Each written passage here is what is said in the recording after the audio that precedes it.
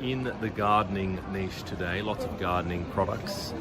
Actually a good niche. We had a discussion with somebody last night at a networking party for Amazon sellers, and they sell gardening products.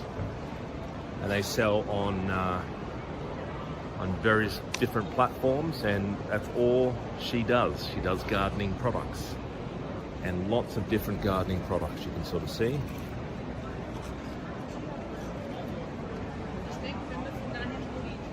Now again, you're going after small products, lightweight products that potentially are packaged, everyday products, nothing obviously big as that massive tree over there, right?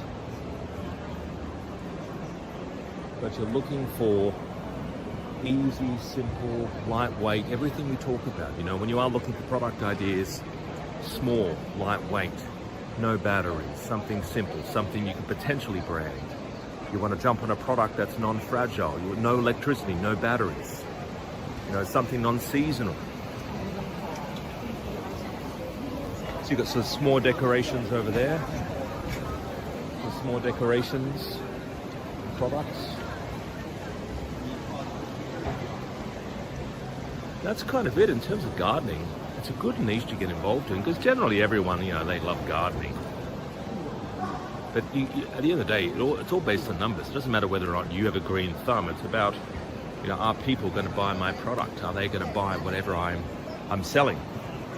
And that's why you need to run the numbers. And that's why you need to know, you know, is this a good product? Do the keyword research. Is it something that people are spending their money on?